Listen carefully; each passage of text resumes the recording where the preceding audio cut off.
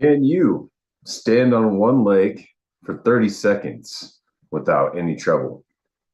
How about if I made it harder for you? Could you stand on one leg and keep your eyes closed? My name is Ryan Sanders, owner of Project Fresh, and for over 13 years, I've helped people take control of their health, optimizing performance, and building sustainable habits that stick. As a certified uh, as a certified strength and conditioning specialist and certified sports nutrition coach, I've worked with everyone from athletes to busy professionals, coaching them through the science and the real world challenges of fitness and nutrition. Here, I share the stories, lessons, and proven systems that make long term wellness possible.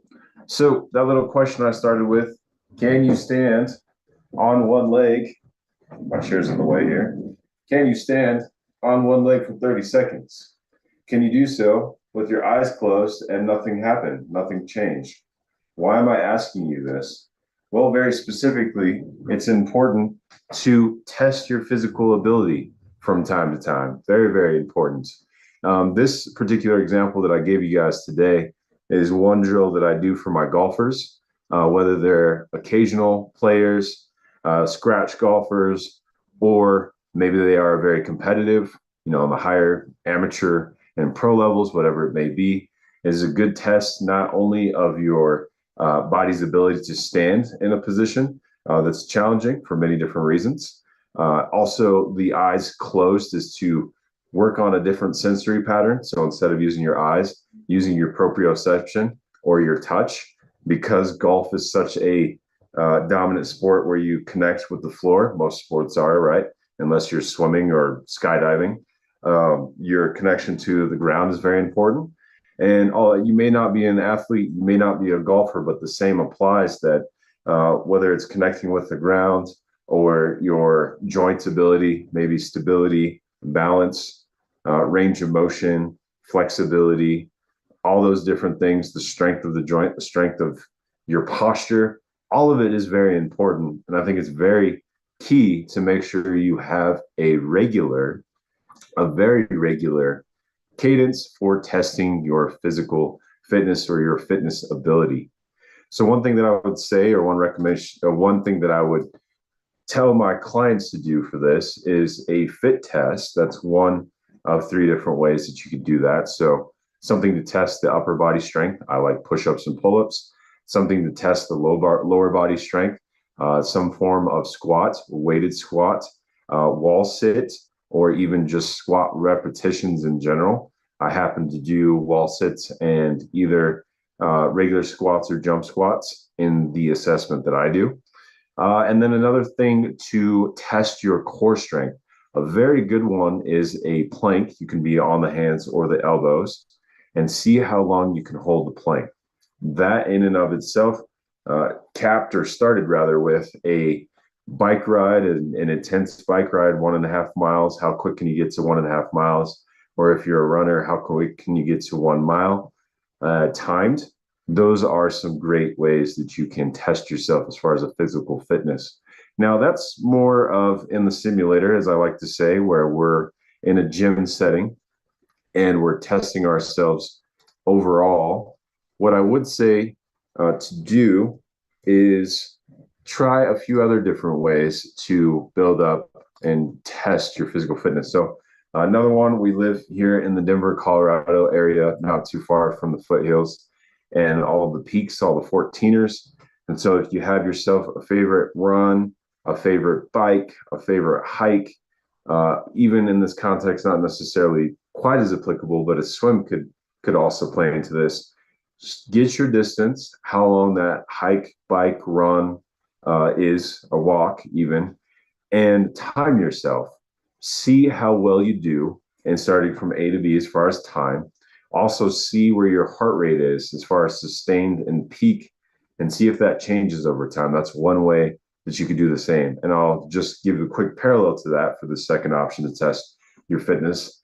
If you swim, if you're a swimmer, indoor, outdoor, and let's say you have 500 meters is a regular swim, see how long it takes you to complete the routine, what your sustained heart rate is, and what your peak heart rate is.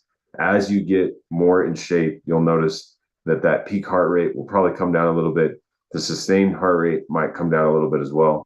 And of course, you'll see your time reduce as you get stronger in the pool. So there's a lot of different applications for more of a activities based testing of your physical fitness.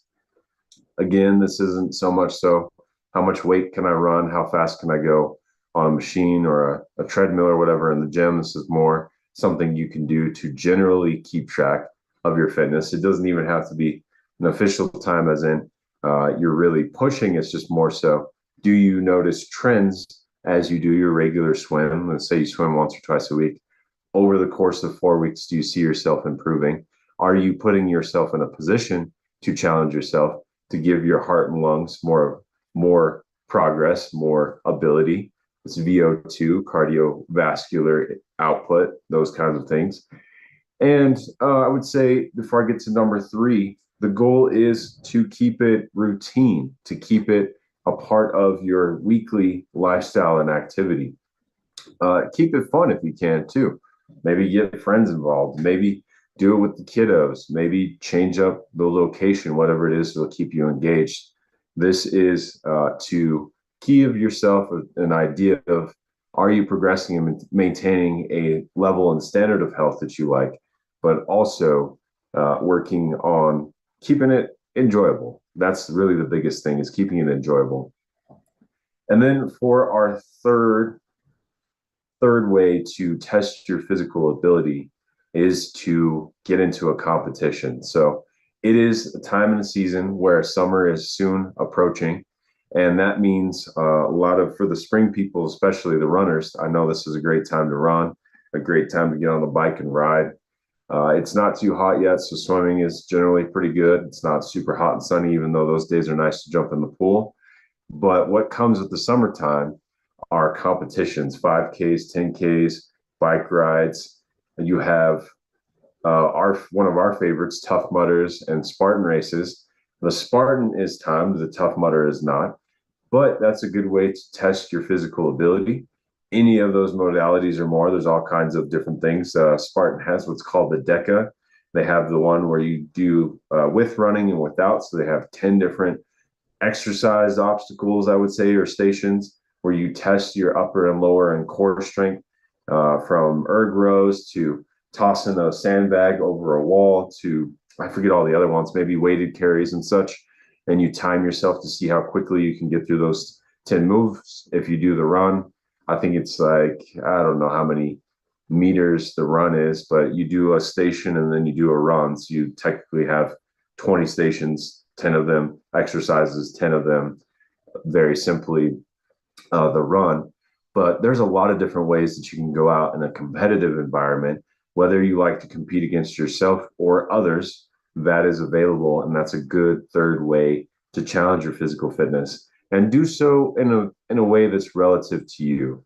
So if you're new to it, or if you've been working out maybe for the last 3 months, you're not going to sign up for something that's way above your current capacity, right? You're not going to jump into something that, if you've been running maybe 2 to 3 miles a couple times a week, you're not going to come out the gates and go do a half marathon, especially if you haven't prepared for it. So we want to make sure that it's a reasonable test, competitive test as well, because otherwise you might be setting yourself up for injury, for heavy fatigue, or you might burn yourself out and not want to do it again. And that's not really the point, right? So those are 3 different ways that I think are very valuable and work really well for the client base that we work with, both in the context of non-athletes and athletes. Obviously, there's application that plays into both there. But I would say it is really good to regularly test your physical fitness. Now, for today, if anyone would like to have more of a formal fitness test and see where you are, I'm offering only five for the first 5 people, a complimentary fitness assessment. And so what I'll need you to do is, in the comments below, type in the words FIT test, FIT and then TEST fit test in the comments for today's post. And I'll get connected with you if you're here local or if you're one of our distant friends or family or followers. We'll get you set up as well. We can do this remotely as well. A fit test for you to give you a nice baseline for where you are. And then with some recommendations on top of that, I'll put together a formal report with some of my comments on things that you can work on strengths and power that you have already, as well as, again, those areas for improvement. Send that to you and give you some recommendations on how you can improve in your strength and your cardiovascular moving forward. So drop fit test in the comments, and we will see you guys again this time next week at 12 p.m. Mountain Standard Time. We'll be in April. It's crazy. We're already through this quarter, let alone March, the month, and moving strong right into spring here. So we'll see you guys next time. Really appreciate you tuning in to this Monday Lunch Live with Project Fresh. I'm Ryan Sanders, our owner, and we'll see you next week. Have a great one. Take care.